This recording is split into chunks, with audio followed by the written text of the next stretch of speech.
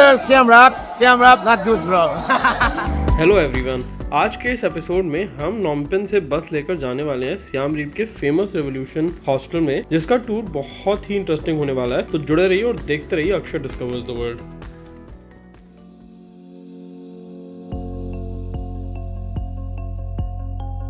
तो मैंने ले ली एक बस नॉमपेन से सियाम रीप के लिए। ये सफ़र है करीब 250 किलोमीटर का और 6 घंटे में कवर किया जाएगा। टिकट पड़ी मुझे $10.5 की, यानी कि लगभग मान लीजिए 900 रुपये के आसपास। बस एक एयर कंडीशन मिनी वैन है, मिनी बस है और कंफर्टेबल है काफ़ी। अभी हम नॉमपेन के अंदर ही हैं, जस्ट अभी निकले हैं और हाईवे हिट करने वाले हैं। अभी तक रोड्स ठीक है, बट आगे के लिए मैंने सुना है कि रोड्स अच्छी नहीं है, इसीलिए इतना टाइम लगता है। नहीं तो इससे कम में डेफिनेटली कवर किया जा सकता है डिस्टेंस। सीधी रोड है जो नॉमपेन से जाती है सियाम रीप की तरफ।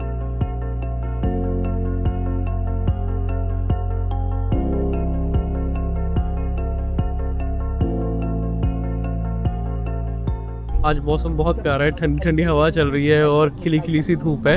उठा सुबह, नाश्ता किया जल्दी से एंड भागते दौड़ते पहुंच गए बस पकड़ने के लिए। 10:30 बज रहे हैं यहाँ पर लोकली नॉमपेन में, कंबोडिया में, और बस ले लिए मैंने। अब रास्ता आपको दिखाऊंगा थोड़ा बहुत और इतनी देर में ही हम पहुंच जाएंगे सियाम रीप। ये नॉन स्टॉप रहेगी बस, एक जगह पे हॉल्ट लेगी बीच में किसी प्रोविंशियल विलेज में, जहाँ पर मे बी खाना वगैरह कैच करने की अपॉर्चुनिटी होगी और फिर सीधा next stop will be Siem Siem Reap जहाँ ये मुझे छोड़ेगी वहाँ से मेरा हॉस्टल काफी पास में ही है, वॉकिंग है, around less than a kilometre perhaps. Siem Reap used to be more like a village few decades back. जो लेजेंड ऑफ अंकोर वाट है वो डिस्कवर हुआ, उसके बाद सियाम रीप की बहुत सारी बातें करेंगे, अंकोर वाट की बातें करेंगे, तो अभी नहीं करते वो सब कुछ। अभी देखते हैं, जर्नी इंजॉय करते हैं।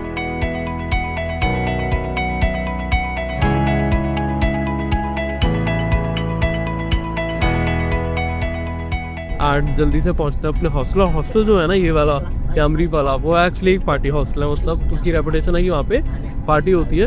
तो इनफैक्ट जो ओनर था उससे मेरी टेलीफोनिक कन्वर्सेशन हो रही थी। मैं उसको बता रहा था कि मैं इस बस से इस समय पहुँचूंगा। आइडली आपको हमेशा कम्युनिकेट कर देना चाहिए अपना अराइवल टाइम और क्या डायरेक्शन है। उन्होंने मुझे बताया कि बहुत पास में है जहाँ ड्रॉप कर रही है, वह आप पैदल ही आ सकते हैं। तो उन्होंने मुझे बताया कि यार यहाँ पर 2 बजे से ही पार्टी चालू हो जाती है। मतलब जो हॉस्टल है वहाँ पर पूरे, बिकॉज बाहर करने के लिए बहुत ज़्यादा है नहीं, तो बोरियत लोग महसूस करते हैं, इसलिए हॉस्टल में ही बड़ा सोशल एनवायरनमेंट क्रिएट किया जाता है।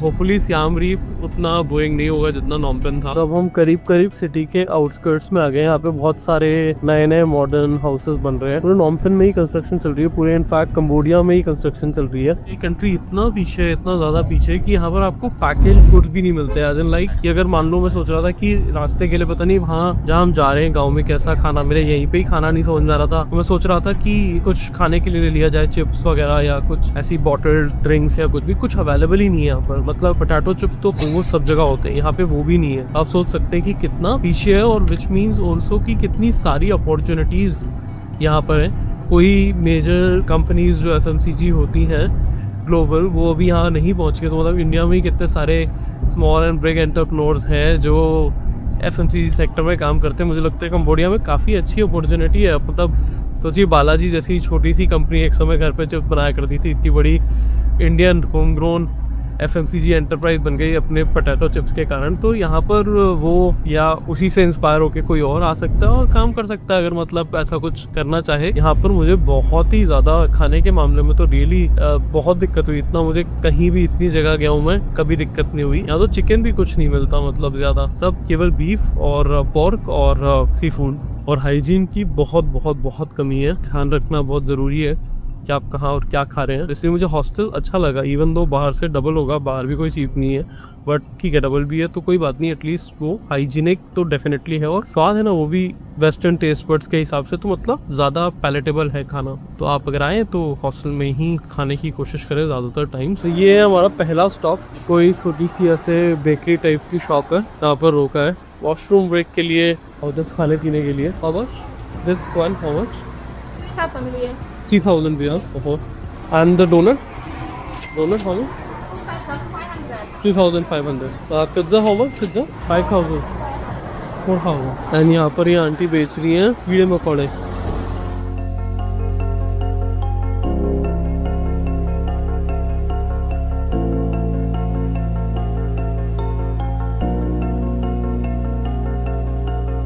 हमारा दूसरा ब्रेक है, सेकंड मेजर ब्रेक।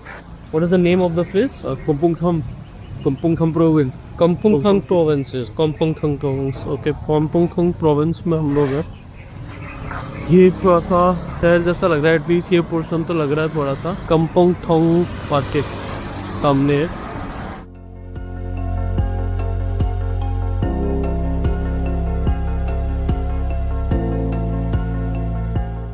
ये जो साहब मेरे पीछे बैठे हैं ब्लैक शर्ट में, ये एक्चुअली एक डॉक्टर है, बहुत अच्छी इंग्लिश जानते थे. अभी ब्रेक में हम लोग साथ में बैठे हुए थे, हमने काफ़ी सारी बातें करी है. कैमरा पे आना नहीं चाहते थे, कैमरा पे सारी चीज़ें बोलना नहीं चाहते थे. मैंने रिक्वेस्ट करी थी उनसे. उन्होंने मुझे काफ़ी कुछ बताया कंबोडिया की लाइफ के बारे में. बता रहे थे कि यहाँ पे जो एवरेज वेजेस हैं वो करीब $200 से $300 पर मंथ है ज़्यादातर नॉर्मल जॉब में, लाइक रिटेल की जो जॉब्स हो गई शॉप्स वगैरह में यानी कि, और जो आपकी बैंकिंग जॉब्स हो गई या नॉर्मल होटल वगैरह में क्लरिकल जॉब्स हो गई, उन सब में इतना पैसा मिलता है. तो मैंने उनसे as I am always interested, जहाँ भी मैं जाता हूँ कोशिश करता हूँ जानने की कि इंजीनियर्स की सैलरी कैसी है क्या है.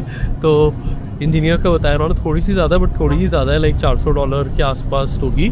और डॉक्टर्स भी सिमिलर रेंज 400-500 में आते हैं. मंथ की रेंज डॉक्टर्स की सैलरी की रहती है. तो उन्होंने कहा कि 500 यहाँ पे यूजुअली हायर एंड होता है. मेजॉरिटी जॉब में इससे ज़्यादा पैसा नहीं मिलता. अगर इससे ज़्यादा आपको कमाना है तो आपको एक से ज़्यादा जॉब करनी पड़ेगी, जो लोगों को करनी पड़ती है. साइड बिजनेस या कोई सेकंड जॉब कर लेते हैं तो लोग उस करके भी मैक्सिमम 600-700, ज़्यादा हो गया तो मैक्सिमम $800 पर मंथ कमा लेते हैं. इससे ज़्यादा लोग नहीं कमा पाते हैं जॉब्स में. मैंने पूछा कि फिर लोगों के पास इतनी ये लग्जरी गाड़ियाँ वाड़ियाँ कहाँ से आती हैं, तो सब ऐसी बड़ी बड़ी गाड़ियाँ चलती हैं.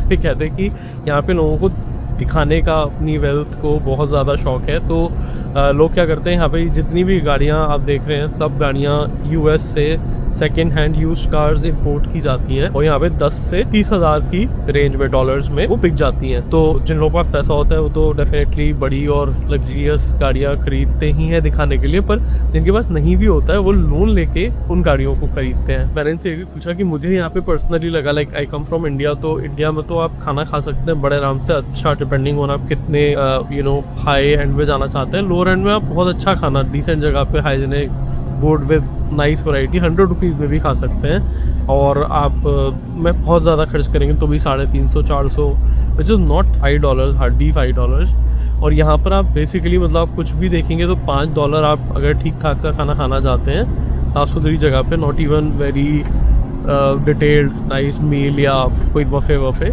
तभी भी छोटा मोटा आइटम भी आपका $5 का आ जाता है. तो ये फिर लोगों के लिए इतना अफोर्डेबल तो है नहीं. अगर ये सैलरीज है तो फिर ये लोग कैसे मैनेज करते हैं? रेस्टोरेंट्स वगैरह में क्या रहता है? तो मतलब ये डिसाइड कि आप थोड़ा अंदर जाओगे तो आपको $2.5 के लिए भी रेस्टोरेंट्स मिल जाएंगे. एंड जनरली लोग कितना ही मतलब $2.5 में ही मैनेज करते हैं, इससे ज़्यादा ज़रूरत नहीं पड़ती है. जैसे यहाँ पे भी मेरी बस में pretty much सारे लोग कंबोडियन हैं, पर जो रेस्टोरेंट था अभी उसमें pretty much किसी ने भी खाना नहीं खाया. वो काफ़ी महंगा रेस्टोरेंट था, $8 की तो एक डिश थी वहाँ पर, तो लोगों ने नहीं खाया. तो इनकम के हिसाब से यहाँ पे खर्चे जो हैं, कहने का मतलब है काफ़ी ज़्यादा है, which is very tough. And that is what the problem in many developing countries. मतलब ये मेरे लिए बहुत एक यूनिक और अलग और अजीब एक्सपीरियंस रहा है. मैं बिल्कुल नहीं उम्मीद कर रहा था कि इतनी पुअर कंट्री में एक्सपेंसेस इतने ज़्यादा होंगे लोगों के लिए. बट अनफॉर्चुनेटली ज़्यादातर जगहों के लिए जो ऐसी डेवलपिंग कंट्रीज है जहाँ इकोनॉमिक अपॉर्चुनिटीज़ खास नहीं है, वहाँ यही सच्चाई है. इनफैक्ट मैंने अफ्रीका की कुछ कंट्रीज़ के लिए सुना था इससे पहले ये चीज़, और आज मैं देख रहा हूँ ये खुद से फर्स्ट हैंड कंबोडिया में. और ऐसी चीज़ों को देखने के बाद लगता है कि you should be thankful for what India is. It's definitely achieved a lot. इतनी तेज़ी से इतना ग्रोथ इंडिया ने किया. आज से मे बी 70 लाइक 30-40-50 साल पहले, 50 तो नहीं में भी 30-40 साल पहले इंडिया ऐसा ही हुआ करता होगा. एटलीस्ट जो मूवीज़ या उससे पता लगता है. मैं तो नहीं था होता रहा, बट डेफिनेटली वैसी फील मुझे लगता है कि यहाँ पर अब है. मतलब इतना पीछे है 30-40 साल हमसे भी, और बाकी डेवलप्ड कंट्रीज से तो छोड़ ही दीजिए. जो खाना है इंडिया में स्पेशली वो इतना सस्ता है, और सस्ता इसीलिए है क्योंकि मतलब उसके लिए आई थिंक गवर्नमेंटल पॉलिसीज़ हैं कि भाई जो प्राइसेस हैं उनको कंट्रोल किया गया है, कितने में ग्रेन बिक रही है, कितने में MRP है वगैरह वगैरह. पूरा जो व्यवस्था है, अवेलेबिलिटी जो है खाने की और लोकल प्रोडक्शन को इतना बढ़ाया गया है कि सेल्फ सफिशिएंसी है ज़्यादातर चीज़ों में खाने की, तो गरीब आदमी भी जो है इंडिया में वो एटलीस्ट खा सकता है। अगर खुद भी खरीद के नहीं खा सकता तो गवर्नमेंट की स्कीम्स है। उम्मीद करता हूँ कि कंबोडिया भी डेफिनेटली आने वाले समय में बहुत और बेहतर करे। सियाम रीप पहुँचने में अब हमें केवल आई थिंक कुछ 1-1.5 घंटा है, तो बहुत जल्दी से पहुँचने वाला है सियाम रीप। और फिर वहाँ से बहुत सारी बातें करते हैं।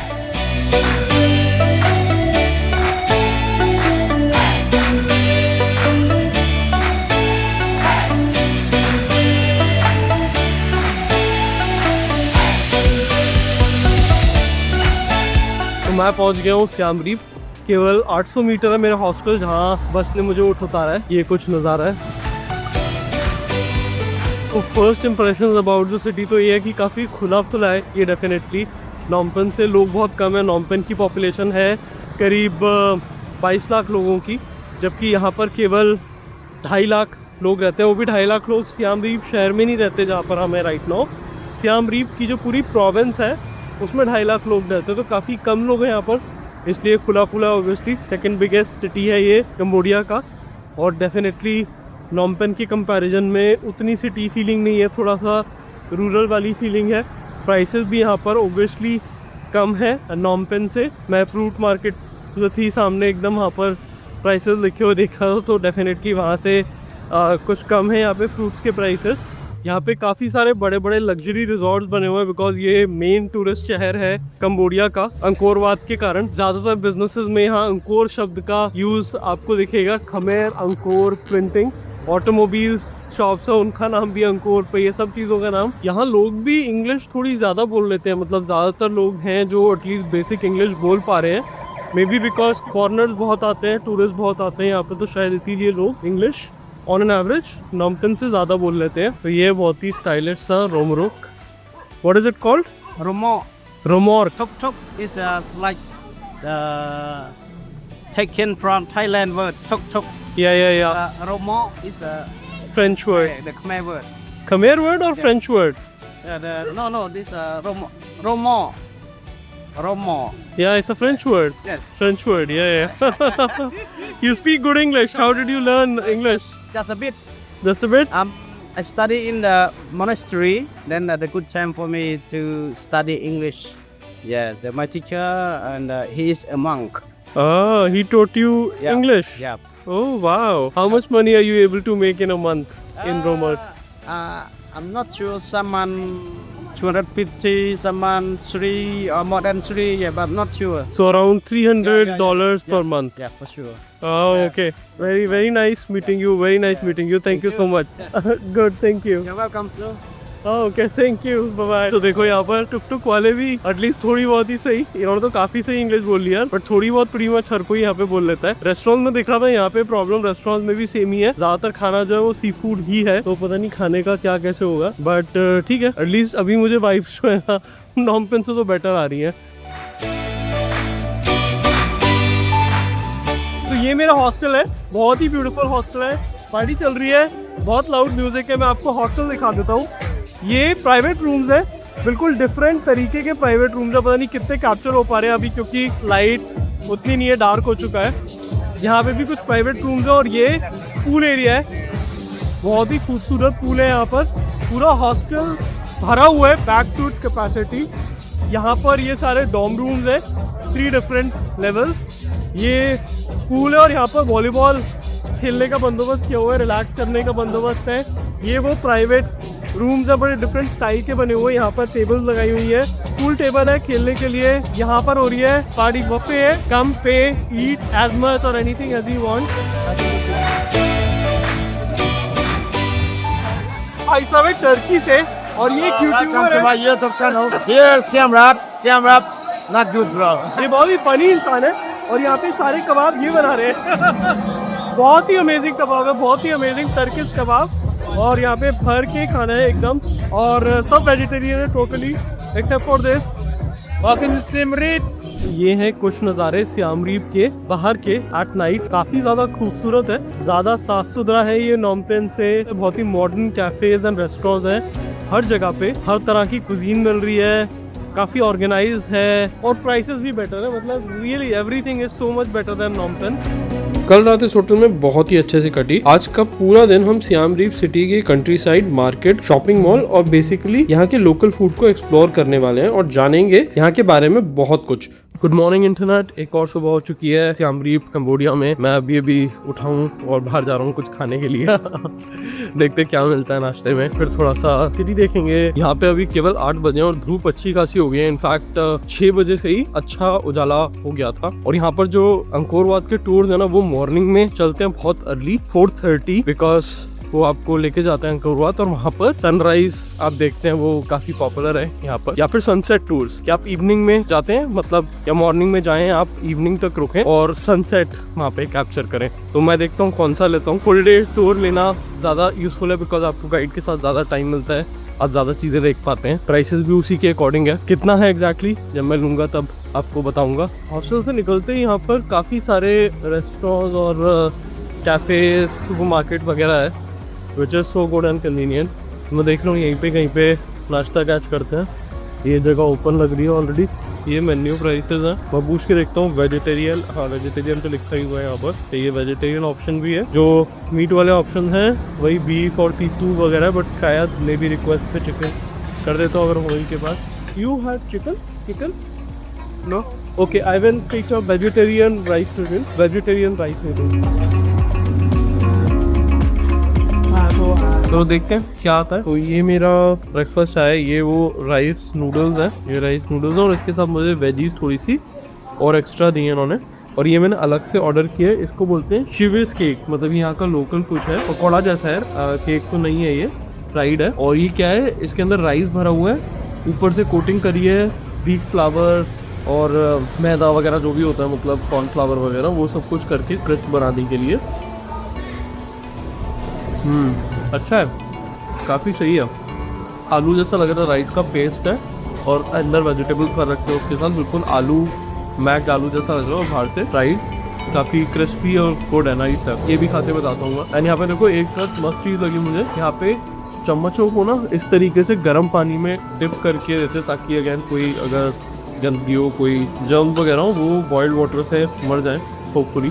हाइजीन तो यहाँ पे डेफिनेटली बेटर है जितना मैंने नॉम्पन में देखा था उससे। ये भी अच्छे है, राइस ब्रांड है, मतलब बहुत फ्लेवर नहीं है, अगर ना नमक डाला हुआ है ज़्यादा कुछ, ना ही मीठा है। पैकम्सलिन सॉसेज है यहाँ पर, वो डाल के देख रहा था। बहुत तरह की सॉसेज है, स्पाइसी सॉस, स्वीट सॉस, सार सॉस, देखने क्या टेस्ट आता है। तो सॉसेज डाल के डेफिनेटली थोड़ा सा बेटर हो गया टेस्ट। और यहाँ देखो ये बड़ी स्पेशल चीज़ है, ये जो है ना, ये बेसिकली स्प्राउटेड दाल है, बट यहाँ पे इतनी डिफरेंस ही होती है, इतना मोटा सा इसका स्प्राउट आता है। और ये यहाँ पे पूरे साउथ ईस्ट एशिया में बड़ी चलती है और बड़ी टेस्टी लगती है। हर चीज़ में वेजिटेबल की तरह डालते हैं इसको एंड टेस्ट एकदम मस्त हो जाता है। ये सियाम रीप रिवर और ये वही ब्रिज है जिसको मैंने कल रात को क्रॉस किया था। यहाँ पे आंटी कुछ रोटी जैसी चीज़ बेक करके सेल कर रही है। तो और ये सामने पगोड़ा है, यानी कि बुद्धिस्ट मंदिर, बहुत बड़ा सा। देखते हैं, एंट्री खुली हुई है, टूरिस्ट को अलाउड है जाना या नहीं है। Good morning, good morning. I am good, how about you? I'm good too. Good too. From India? या known here, 1 week. come here alone or you have plan? No, I Alone? traveling alone, yeah. तो ये लिखा हुआ है 1371 में बना हुआ pagoda है ये। तियान चॉय होए होए monk with freshly cooked rice in a spot. तो उनके कोई मॉन्क था जिनके नाम पे ये पड़ा है, प्रिया फ्रॉम रात, और वो उनके पास पॉट ऑफ बॉइल्ड राइस होता था हमेशा as it. Okay, he was travelling in boat to some sharks attack the boat. वहाँ पे उनकी स्टैचू बना दी और फिर वो पॉपुलर हो गए। यहाँ पे उनका मंदिर बना दिया। चलो मंदिर देखते हैं। मंदिर तो बहुत ही सुंदर है, बिल्कुल ट्रेडिशनल पगोड़ा स्टाइल का मंदिर है। ऐसे ही आपको थाईलैंड में भी मिल जाते हैं मंदिर, और ऐसे ही म्यांमार में भी है। म्यांमार तो अनफॉर्चुनेटली अभी टूरिज्म के लिए सही नहीं है, बिकॉज वहाँ पे एक सिविल वॉर जैसी सिचुएशन बनी हुई है मिलिट्री जनता और इलेक्टेड गवर्नमेंट के बीच में। तो ये इस तरह से होते थे खमेर राजा, जैसे सूर्य वर्मन 2 जिन्होंने बनाया था अंकोर वाट, जिनकी बात वहीं पे ही करेंगे। तो ये रथ पे जा रहे हैं महाराजा, और ये उनके जो भी लोग हैं। कुछ तो समझाने की कोशिश करी है, शायद यही कि अमीर गरीब का कोई अंतर नहीं है, सबको एंड में मर जाना है, ऐसा कुछ शायद है, आई डोंट नो, बट लिखा कुछ नहीं हुआ है कहीं पे भी। बनाया और मेंटेन डेफिनेटली बहुत सुंदर किया, वो भी something that is almost 700 years old, that too in Cambodia, जहाँ ज़्यादातर जगहें उतनी अच्छी मेंटेन नहीं है बिकॉज यहाँ पे बहुत लंबे टाइम सिविल वॉर चली है।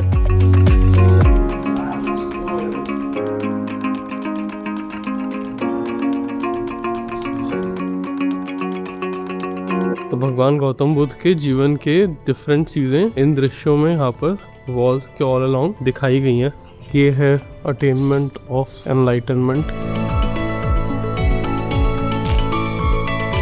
कल मैं एक रेस्टोरेंट से पास बाय कर रहा था, वहाँ पर मैंने देखा कि ट्रेडिशनल जो डांस फॉर्म्स हैं, जिसे अप्सरा डांस कहा जाता है यहाँ पर, अप्सरा का वही मतलब है जो इंडिया में होता है हिंदी में, यानी कि हाफ वुमेन और हाफ गॉड जैसी होती हैं ब्यूटीफुल लड़कियाँ, उनको अप्सरा कहा जाता है। वही यहाँ पर भी कॉन्टेक्स्ट है। तो लड़कियाँ परफॉर्म करती हैं, डांस करती है ट्रेडिशनल अटायर में, और वो क्या परफॉर्मेंस देती हैं, जो रामायणा का खमेर वर्जन है। सूर्यवर्मन के टाइम पे जो अंपायर थी यहाँ पर, खमेर अंपायर, वो हिंदू अंपायर थी। हिंदू मंदिर अंकोरवात विष्णु मंदिर बनवाया था, तो उस समय में ऑफ कोर्स सारी वही जो हिंदू स्क्रिप्चर्स हैं और ट्रेडिशंस हैं वो चला करते थे। उनकी अपनी रामायण थी, नाम अलग थे, जैसे सीता को क्या बोलते थे, राम को क्या बोलते थे, रावण को क्या बोलते थे। तो स्टोरी वही है एकदम सेम, जगहों के नाम भी सेम है कि लंका में रावण राज किया करता था बट रावण का नाम अलग है, अयोध्या में राज किए करते थे राम बट उनका नाम अलग है। तो अंकोरवात के बनने के कुछ सेंचुरीज के अंदर ही यहाँ पे चाम किंगडम, जो आज का वियतनाम है, वो तब का चाम साम्राज्य हुआ करता था, चाम नाम से, वो भी हिंदू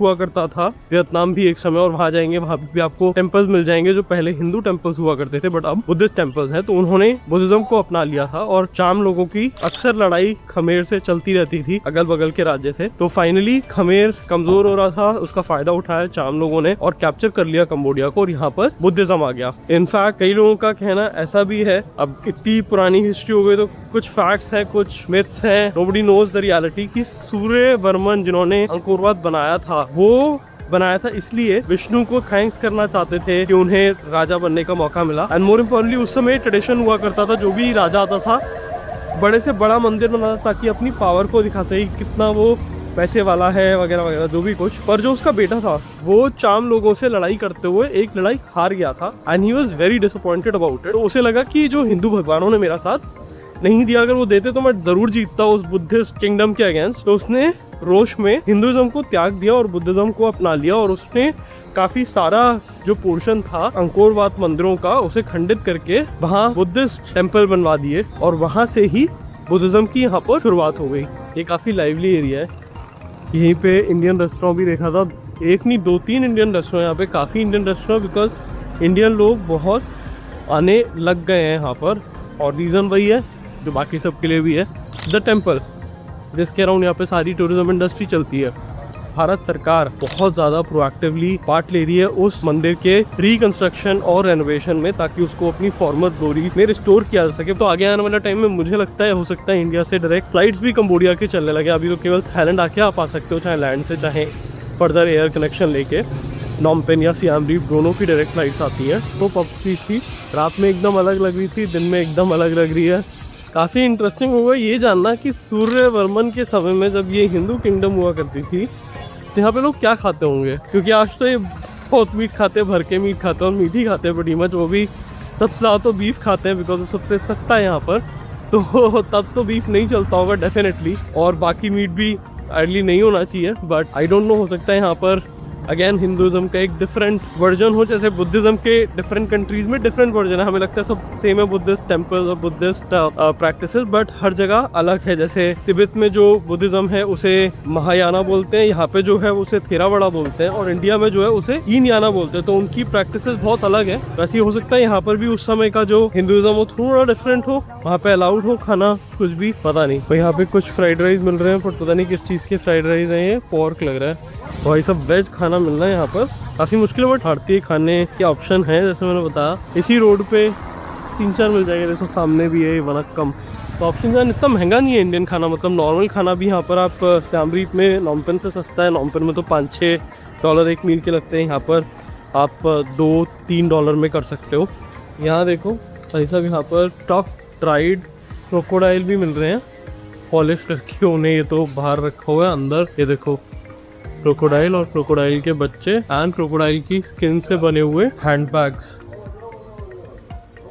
ये ज़्यादातर जगह पे बैंड है इंक्लूडिंग द नेबरिंग थाईलैंड। वहाँ पर आप एनिमल स्किन या एनिमल पार्ट्स को स्पेशली आइवरी को ट्रैफिक नहीं कर सकते। एयरपोर्ट पे भी जगह जगह लिखा हुआ है, बट यहाँ पर एनिमल लेदर, वो भी क्रोकोडाइल की लेदर से बने हुए गुड्स सेल हो रहे हैं। तो वॉक करते करते मैं इस मस्त से कैफ़े में आ गया हूँ, पाक खोंग कैफ़े। और यहाँ पे क्या है, coconut chocolate, coconut coffee, coconut green tea, कुछ यूनिक सा अलग सा है।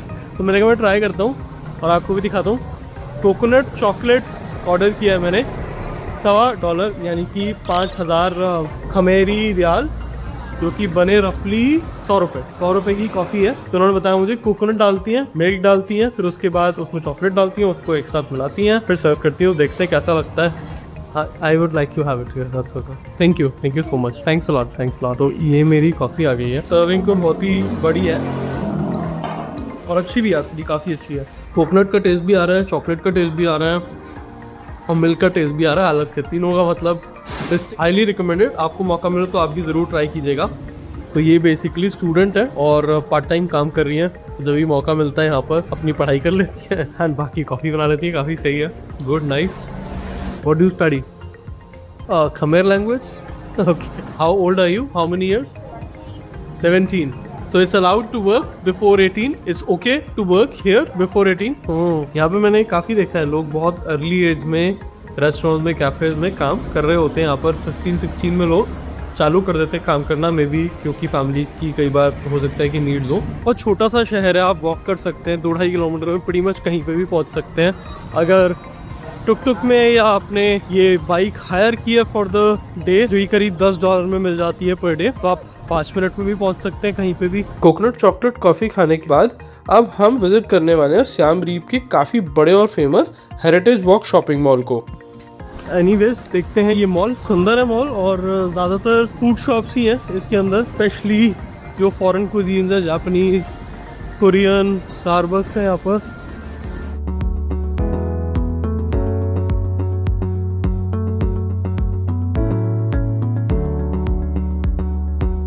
पूरे साउथ ईस्ट एशिया की तरह यहाँ भी कोरियन सिनेमा काफ़ी पॉपुलर है। इंडियन सिनेमा अभी तक पहुँचा नहीं है यहाँ पर तो यहाँ भी स्कोप है भैया। मॉल्स ही मॉल्स बन रहे हैं पूरे सिटी में, और रिटेल तो ज़बरदस्त तरीके से खुलता जा रहा है, चाहे वो खाना हो, चाहे कुछ भी और तरीके का आउटलेट हो, कुछ भी नया तरीके का एक्सपीरियंस आई थिंक यहाँ पर सेल करना काफ़ी ईजी है, बिकॉज यहाँ के लिए वो नया कॉन्सेप्ट है। एंड मोर इम्पॉर्टेंटली बहुत सारे टूरिस्ट आते हैं जिन्हें चाहिए ही होता है कि कुछ वो ट्राई करें। कोरियन बफे, तो कोरियन तो यहाँ पे पूरा छाया हुआ है। इस मॉल में ये कोरियन फूड रेस्टोरेंट बहुत ही फेमस है, तो अगर आप यहाँ पे आ रहे हैं तो यहाँ कोरियन फूड ट्राई कर सकते हैं। यहाँ पे ये एक और मॉल बन रहा है ऑलियन सेंट्रल के नाम से, तो मतलब भर के नए मॉल बन रहे हैं। बिजनेस अपॉर्चुनिटीज है यहाँ पर, अच्छा एनवायरनमेंट भी है बिजनेस के लिए, रहने के लिए। Weather is good, the place is beautiful. तो अच्छा है, किसी की इच्छा हो, कोई हो वेरी बिजनेस माइंडेड, बहुत सारे इजी बिजनेसेस यहाँ पे सेटअप किए जा सकते हैं। आई एम श्योर गवर्नमेंट की तरफ से भी बहुत सारा प्रोएक्टिव सपोर्ट अवेलेबल होगा, बिकॉज गवर्नमेंट चाहती है कि लोग आएँ, इन्वेस्ट करें और ग्रो करें यहाँ पे टूरिज्म। फ्रूट्स की शॉप है ये। 1 किलो ड्रैगन फ्रूट मिल रहा है 6000 रियाल का, $1.5 यानी कि करीब 120 रुपये का, 120 रुपये किलो। जो केला है वो है $3 का किलो, यानी कि $3 कितना हुआ, 250 रुपये किलो। बहुत ही महंगा है केला। $9 का केजी, यानी कि कितना हुआ, 9 × 80 लगा लीजिए आप, कुछ 720 रुपये का किलो। ये सस्ता वाला सेब है, ये $2 का है। एवोकाडो है ये $5, 400 रुपये के आसपास किलो। महंगे यहाँ पे फ्रूट्स काफ़ी महंगे हैं। पर मैंने लिया है ये नारियल पानी पे जो पड़ा है 3000 रियाल का, यानी कि 75 सेंट, बन गया 60 रुपये करीब 60 रुपये का कोल्ड फ्रेश बड़ा सा नारियल पानी, मज़ेदार, अमेजिंग टेस्ट है, बिल्कुल मीठा। और गर्मी इतनी हो रही है ना, इतनी धूप हो रही है और ह्यूमिडिटी हो रही है कि यदि प्यास लग रही थी, मज़ा आ गया इसको लेकर के। आज मैं ट्राई करने वाला हूँ ये काटने का, होता नहीं काट सकता हूँ, नहीं काट सकता। हाँ, अब इसका एक वो काटना पड़ेगा साइड से, बहुत ज़्यादा मलाई निकली नहीं। और ये देखो, ये बच्चा है जो ये सेल कर रहा है मेरे लिए शूटिंग कर रहा था। Thank you, bye, see you. Wanna. बसा Wanna. Wanna. अब हम जा रहे हैं बाइक टैक्सी लेकर के दोबारा सियाम रीप के रिवर साइड नाइट मार्केट को एक्सप्लोर करने के लिए।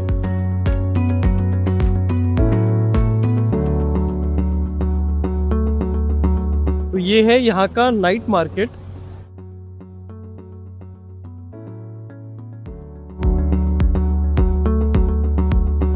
यहाँ ये बहुत है कि सड़क पे ही बार चलता है, ये हर जगह पे बार, यहाँ पे भी सामने बार लगा हुआ है। बाकी यहाँ पे क्या मिल रहा है? Fried ice cream roll. Hi, Hello. you fry the ice cream? Yeah, fry ice cream. Oh, okay. You want? Can try one. How much? 1 cup Pudala and half. $2.50. Oh, okay. ये भैया यहाँ पे मिल रहे हैं सब तरह के कीड़े मकोड़े फ्राई करके मसालों और वेजिटेबल्स के साथ। ये एक और आइसक्रीम शॉप है और टर्किश आइसक्रीम बेच रहे हैं और ये भाई साहब खुद बनाते हैं, इन्होंने लिखा हुआ है। You make the ice cream yourself at home? Oh, okay, okay. How much is Small one 3,000 Cambodia and medium 6,000 Cambodia and big 8,000 Cambodia. Okay And okay. discount. मतलब 3,000 कम्बोडियन रियाल का मतलब हुआ 75 सेंट्स, यानी कि 50-60 रुपए के आसपास आइसक्रीम टर्किश होममेड। देखो यहाँ है मॉडर्न कैफेज एंड रेस्टोरेंट्स काफ़ी सारे, पूरी सिटी में ही है ऐसे वेस्टर्न स्टाइल कैफेज। मुझे ये मस्त रेस्टोरेंट लग रहा है, कोलंबियन, काफ़ी लोग भी हैं, तो यही ट्राई करते हैं कुछ कम्बोडियन खाना। पूछते हैं क्या क्या इनके पास अवेलेबल है और होता क्या है। तो मैंने ऑर्डर किए fried rice, chicken fried rice मुझे मिल गया फाइनली। यहाँ पर ट्राई करके बताता हूँ कि कैसे बनी है फ्राइड राइस। खाना तो मिल जाता है यहाँ पे, कोई ढूंढना पड़ेगा और रिक्वेस्ट करनी पड़ेगी कि भैया बीफ वगैरह की जगह चिकन डाल दो, होगा तो वो डेफिनेटली बना तो नहीं करेंगे, कुछ ना कुछ मिल जाता है। और ये फ्राइड राइस डेफिनेटली काफ़ी अच्छे हैं, मुझे पसंद आया। एंड ये मेरे लिए कॉम्प्लीमेंट्री पीनट्स लेकर के आई हैं। Thank you, thank you. So name Lisa and you from सियामदी? Okay, thank you. मुझे इनका खाना इतना अच्छा लगा था कि मैंने कहा एक और कम्बोडियन डिश में ट्राई करता हूँ। ये जो मैंने ऑर्डर किया है ये है अमोक, अमोक कहलाता है ये। और ये बेसिकली अगेन बहुत सारे डिफरेंट मीट्स में आता है। मैंने इनसे रिक्वेस्ट करी चिकन के लिए, उन्होंने मेरे लिए चिकन बना दिया। इनके पास था क्योंकि चिकन, बट प्योर वेजिटेबल्स के साथ भी, मतलब वेजिटेरियन भी बनाया जा सकता है, ये मुझे बता रही थी, हम बना देते हैं। ये बेसिकली क्या है, बहुत सारी वेजिटेबल्स हैं एक करी में, ओनियन है और भी बहुत सारी चीज़ें जो मुझे समझ में नहीं आ रही हैं।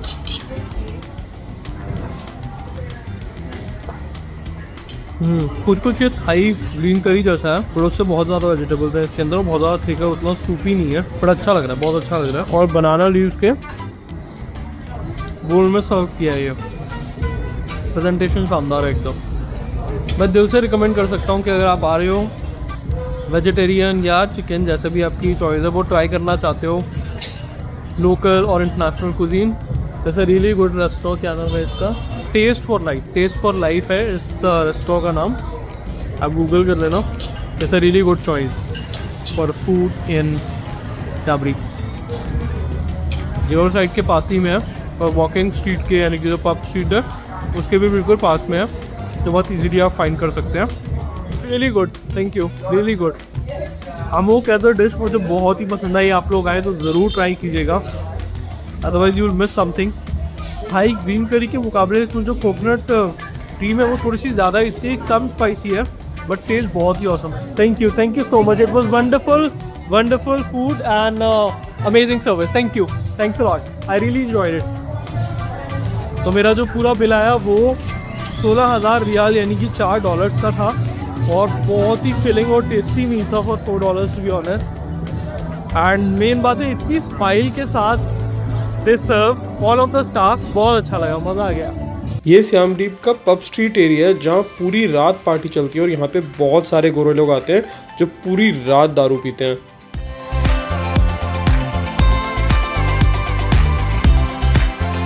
इसके अलावा पब स्ट्रीट के दोनों साइड काफी सारे डिस्को एंड बार हैं जहां लोग सारी रात मौज मस्ती करते हैं, नाचते हैं। और यहाँ पब स्ट्रीट के दोनों साइड कुछ स्ट्रीट वेंडर्स हैं जो बहुत ही यूनिक टाइप के ड्रैगन ब्रेथ नाम के स्मोकी फूड को बेच रहे हैं। Is it good? Is it good? Okay. और ये लेडी यहाँ पर एक्वेरियम फिश से पेडिक्योर करा रही है। तो आज के लिए बस इतना ही, और नेक्स्ट एपिसोड में हम एक्सप्लोर करने वाले हैं वर्ल्ड फेमस एंशिएंट एंकोर वाट टेम्पल को। सियाम रीप का ये एपिसोड अगर आपको अच्छा लगा हो तो चैनल को सब्सक्राइब कर लीजिएगा और वीडियो को लाइक और शेयर जरूर कीजिएगा और जुड़े रहिए अक्षर डिस्कवर्स द वर्ल्ड के साथ। अगले एपिसोड तक अलविदा।